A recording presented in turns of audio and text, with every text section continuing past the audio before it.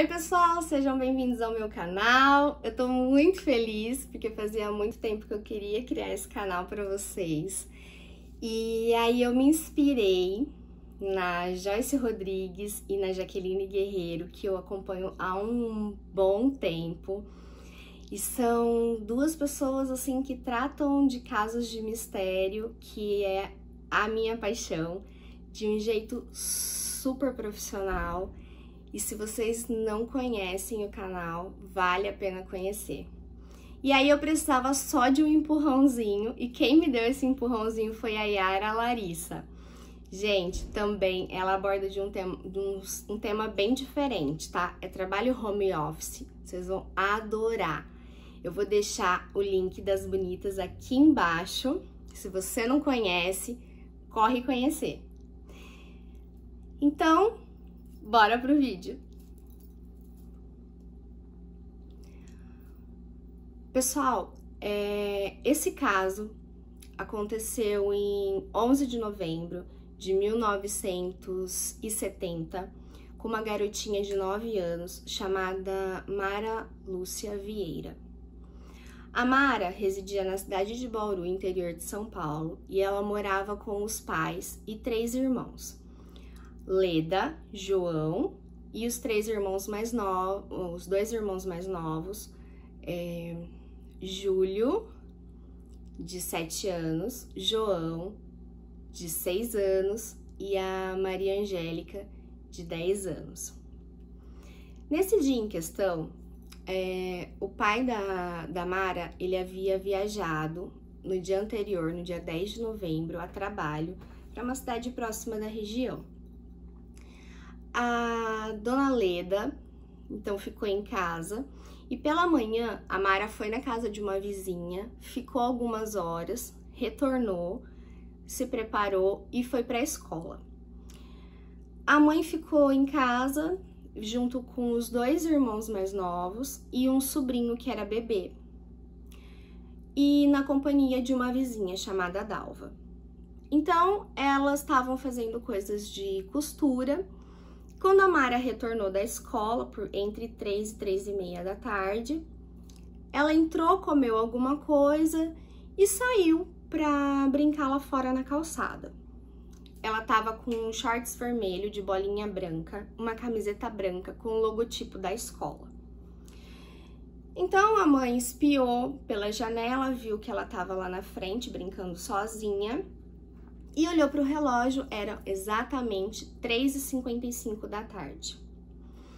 Aí a mãe foi, fez uma mamadeira pro bebê, trocou a fralda, colocou ele no berço de novo, deu banho nos outros 2 filhos menores. E nisso, passado-se um pouquinho das horas aí, a vizinha foi embora e a irmã dela chegou, a Jane, e perguntou pela Mara Lúcia.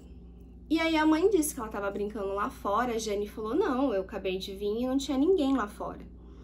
Então elas começaram a ficar um pouco apreensivas, mas aí o filho de uma outra vizinha chegou e falou que a Mara estava na casa dele. Então a mãe pediu para o filho de 7 anos ir lá chamar a garotinha. Só que o filho voltou e falou que a garotinha não estava lá. E aí a mãe e a tia começaram a se preocupar, saíram andar ali pela vizinhança, perguntando para os vizinhos se alguém havia visto, mas ninguém tinha visto nada. Nisso, quando era um pouquinho passado das 6 horas da tarde, a irmã mais velha chegou, a Maria Angélica, e a mãe pediu para ela que fosse na vizinhança tentar, né, na casa das vizinhas, em lugares que elas estavam acostumadas a brincar, para ver se encontrava a garotinha. A Maria Angélica foi, fez tudo o que a mãe pediu, olhou por tudo, conversou com todo mundo e ninguém havia visto.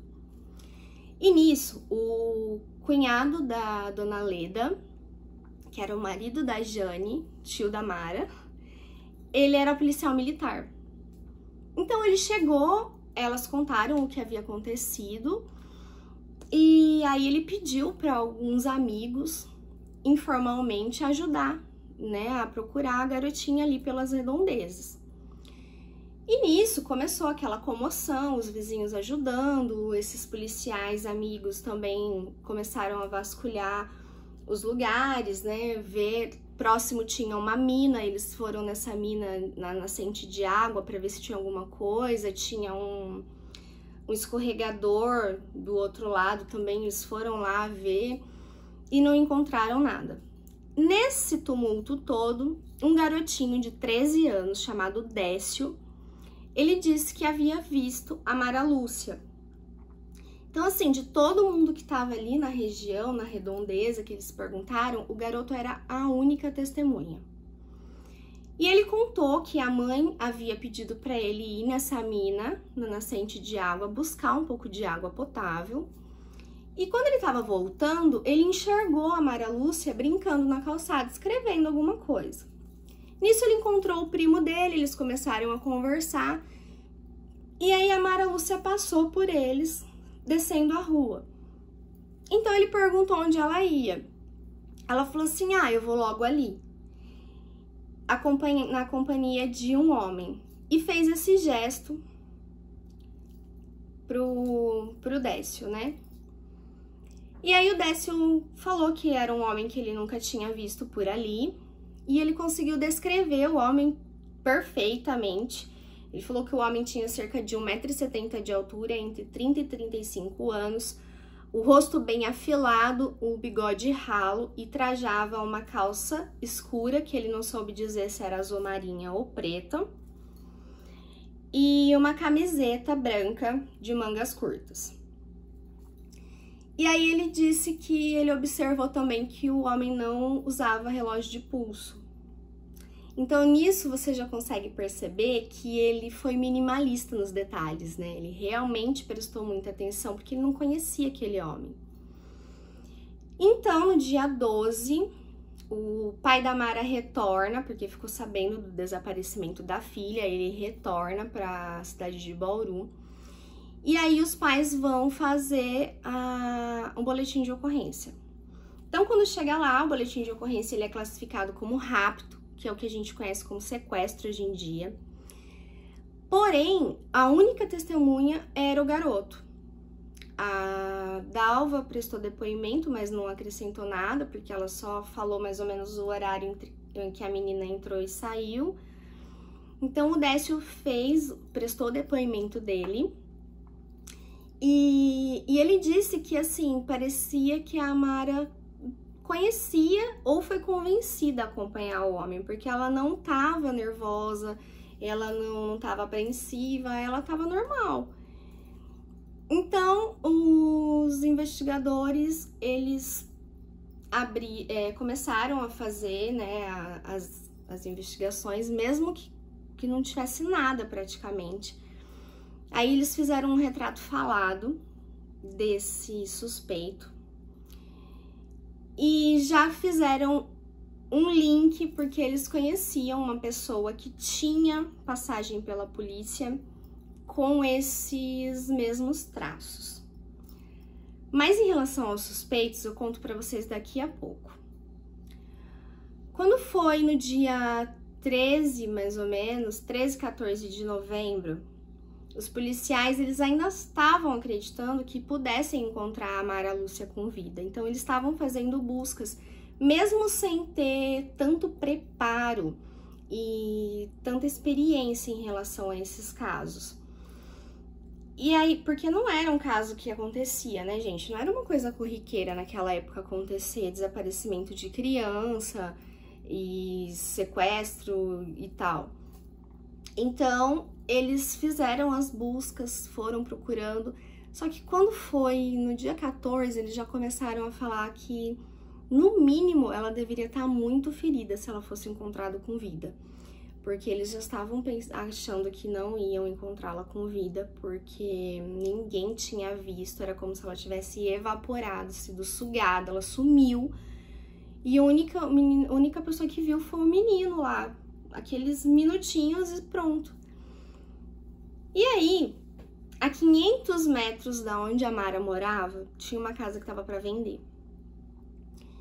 E uma senhora se interessou pela casa Ela foi lá ver. Então ela entrou, olhou todos os cômodos, observou o imóvel. Quando ela chegou na cozinha, ela sentiu um forte odor e vindo do banheiro. E aí ela foi até lá e ela viu que tinha pela fresta da porta moscas. Aí ela imaginou que fosse algum animal, né, um gato que entrou e não conseguiu sair. E aí ela abriu a porta. Quando ela abriu a porta, entre o vaso sanitário e a parede, nesse minúsculo espaço, tinha o corpo de uma garota. Ele estava sem roupa, tinha bastante sangue no chão, e na hora ela ficou em estado de choque. Ela simplesmente saiu da casa e ficou parada ali na frente, esperando alguém passar para ela contar o que ela tinha visto. E nisso passou um morador local ali que ela conhecia, chamado Clóvis, e ela falou para ele o que tinha acontecido. Então, como ele sabia do caso do desaparecimento da Mara, na verdade, repercutiu muito esse caso nas rádios, na TV, repercutiu nacionalmente até. Ele entrou no banheiro e quando ele olhou, ele realmente viu que era a garotinha. Então ele saiu de lá chorando muito, ele saiu totalmente descontrolado, ele gritava muito, falando que era o corpo da garota, era a menininha, mataram a menininha e tal. E nisso ele chamou a atenção dos outros vizinhos, né? Então todo mundo começou a vir e querer saber o que estava acontecendo. E aí foi juntando aquela galera toda, curiosos entraram no local. Então todas as provas, por mínima que seja, ela foi contaminada. DNA, se tivesse, pegadas, alguma coisa, tudo foi contaminado. E aí quando a polícia chegou, eles tiveram muito trabalho para tirar, porque tinha muita gente mesmo. Porque era um dia de votação, de eleição. Então tinha muita gente ali por perto, então eles tiveram muito trabalho para tirar todo mundo de lá de dentro, para tirar todo mundo ali da porta da casa para poder fazer o cerco, isolar. E aí quando eles conseguiram fazer isso, a perícia chegou, levaram a garotinha pro Instituto Médico Legal, né, para fazer a autópsia lá, os exames. E aí descobriu-se que a causa da morte foi por asfixia mecânica com uma corda curta, foi por asfixia mecânica. As roupas que estavam lá eram exatamente um short vermelho de bolas brancas com camiseta branca e um logo da escola. Então realmente era a Mara. Utilizaram ela, claro, né, outras formas de identificação, até mesmo porque o corpo já estava no estado de decomposição, então isso caracterizava que ela foi morta no mesmo dia que ela saiu, que ela desapareceu. E aí, o perito viu que ela levou várias pancadas na cabeça com aquela tampa de cerâmica da caixa d'água. Só que não foi isso que a matou, foi o estrangulamento. E ela foi abusada mais de uma vez após a morte. Então, assim, foi um caso muito brutal e um caso cercado de mistérios, cercado de interrogações que fazem 70 anos, 72 anos, se eu não me engano, desse caso. E até hoje, o caso não foi solucionado. Agora a gente vai falar sobre os suspeitos. Por que eu separei? Porque é um pouco confusa essa parte dos suspeitos. Eu vou tentar ser o mais claro possível, tá? Para vocês entenderem. Em relação aos suspeitos, mesmo tendo o retrato falado que levava a uma pessoa que a polícia já conhecia, tiveram algumas pessoas que foram classificadas como suspeitos nesse meio do caminho e não tinham absolutamente prova nenhuma, não tinha nada que ligasse essas pessoas com o caso diretamente. Sim, gente, dessas pessoas eu não vou falar o nome, porque, como eu disse, alguns foram presos para averiguação, todos têm álibis confirmados. não tinha ligação direta nenhuma com o caso, então eu não vou falar sobre eles para preservar até a família, tá bom? Mas assim, mesmo tendo o retrato falado, a polícia começou a investigar pessoas que não tinham nada a ver, né? Não tinha assim nada concreto, em vez de ir direto naquela pessoa do retrato falado.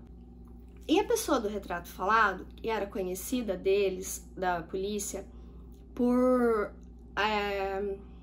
uso de documento falso, lesão corporal, por sedução, né? Na época tinha o crime de sedução de menores.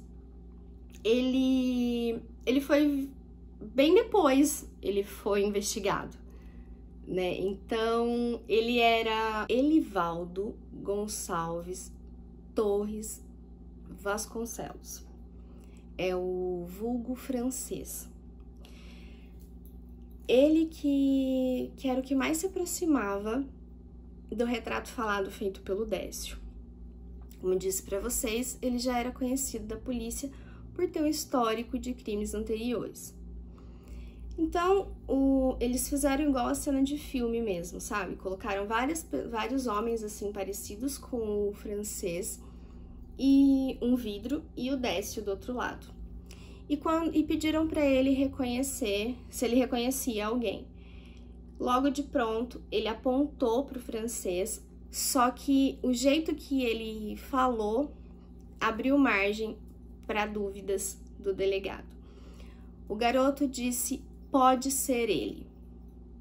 E aí o delegado levou isso como uma insegurança na questão do reconhecimento. Então, o francês foi liberado.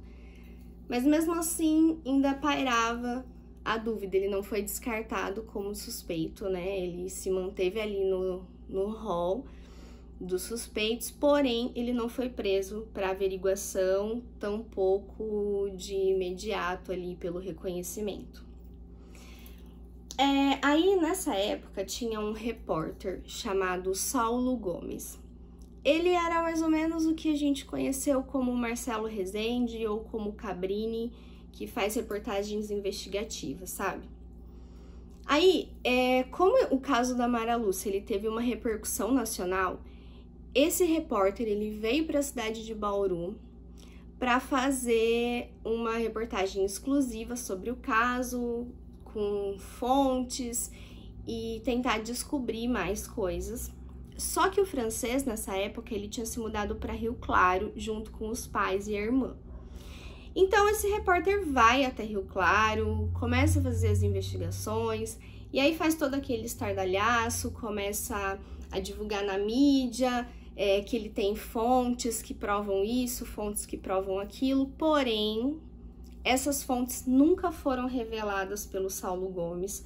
E aí o francês, ele entrou com um processo contra o Saulo Gomes por tudo que ele estava falando, tudo que ele estava fazendo, e não tinha provas, tá? Não foi apresentado nenhum tipo de prova pelo Saulo Gomes, assim, na sua defesa, que colocasse em descrédito.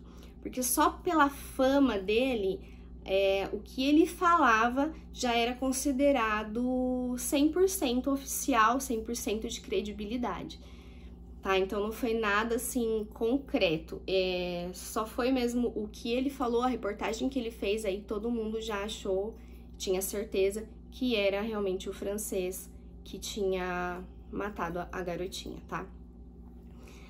Um segundo suspeito foi o Newton Paulo. Gente, esse cara foi um pouco mais complicado, porque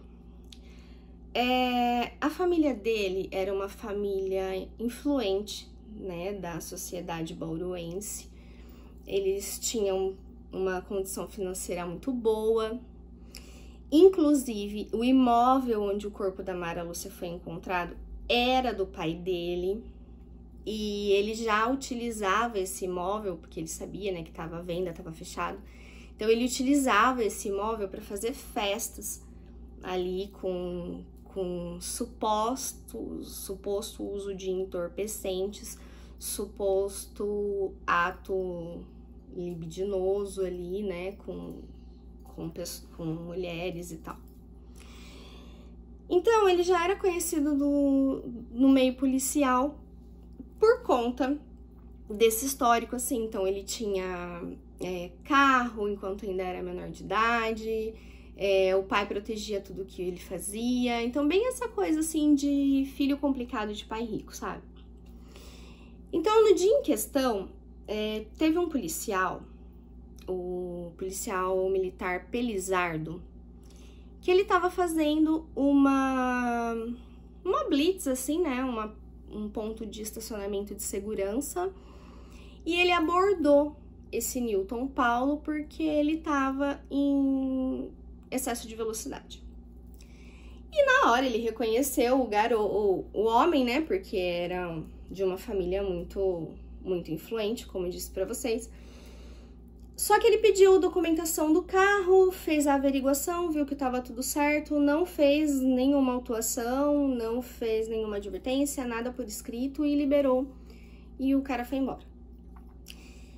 E aí, com todo esse vulco do caso da Mara Lúcia, esse policial, ele falou, né, que tinha visto, que tinha abordado esse Newton e tal.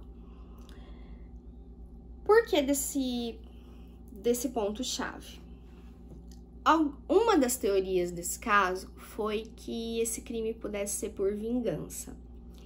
Que o francês, por ter morado próximo da casa da Mara Lúcia um tempo, então ela já conhecia ele convenceu ela a ir com ele até esse imóvel.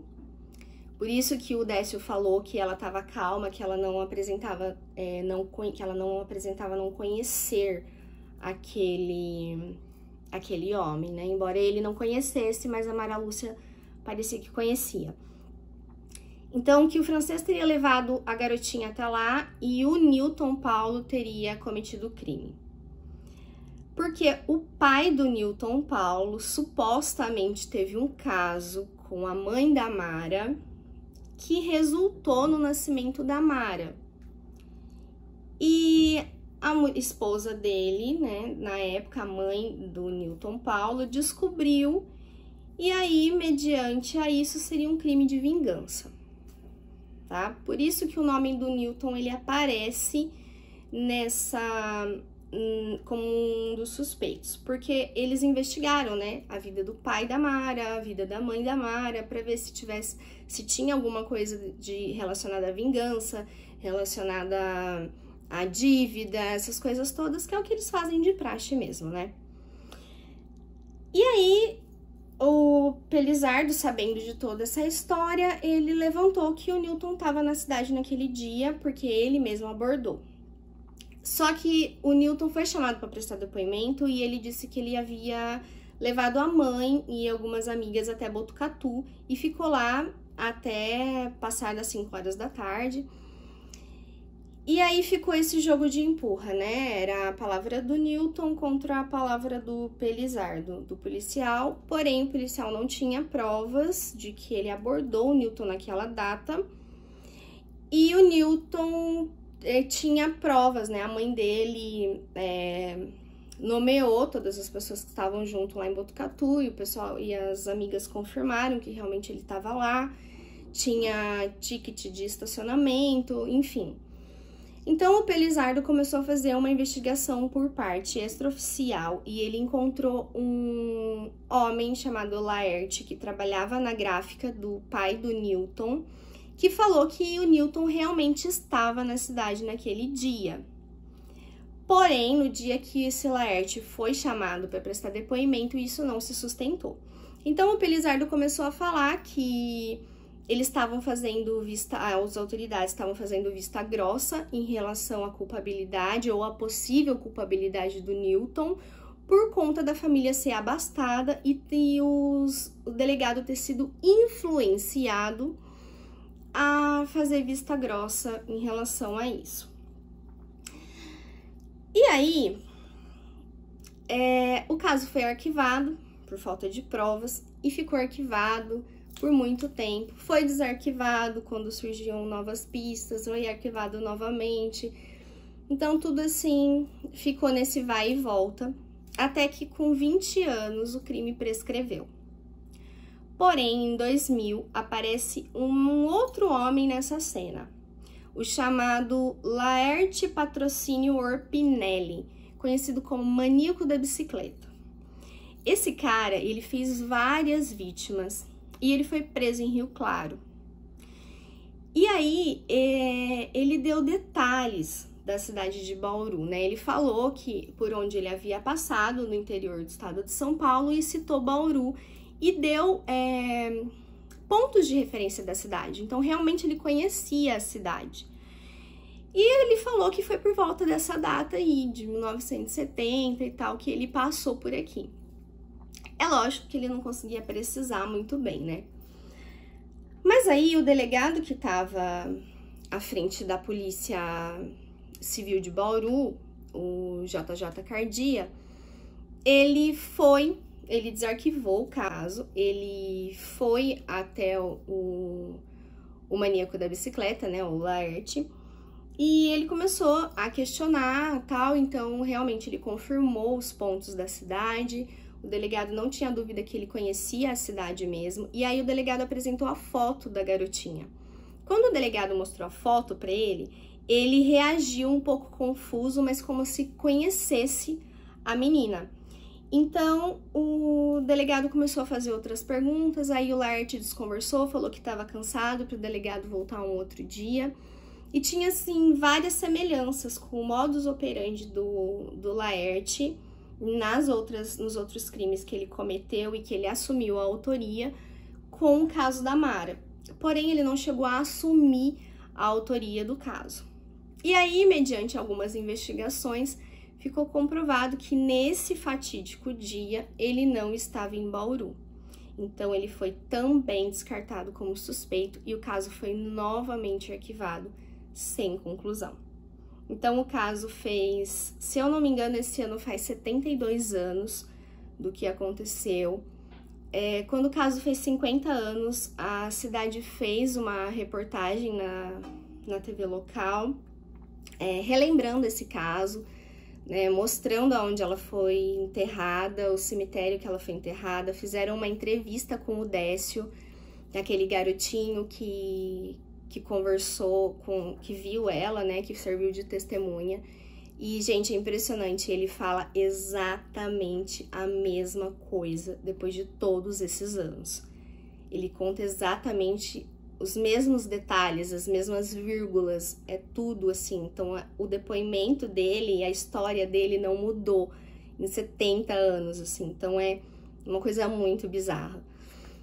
E aí, então, depois disso, o caso acabou caindo, entre aspas, né, no esquecimento, porque o pessoal mais antigo, ele lembra desse caso, ele comenta. Então, a teoria que tem-se da população é que o francês levou a garotinha até o local e o Newton cometeu o crime, tá? Porém, isso, como eu disse para vocês, não tem comprovação nenhuma, não tem dados nenhum que comprove isso, é apenas baseado no que a população fala, tá?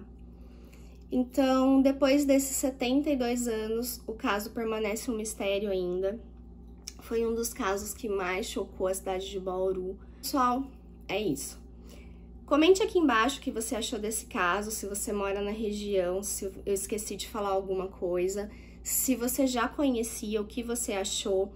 Se você tem alguma dica, alguma sugestão de casos ou lendas urbanas ou histórias de mistério que você quer ver aqui no canal, deixa aqui embaixo no comentário com a hashtag Fala Aí, que eu vou anotar, fazer a pesquisa e eu trago assim que possível.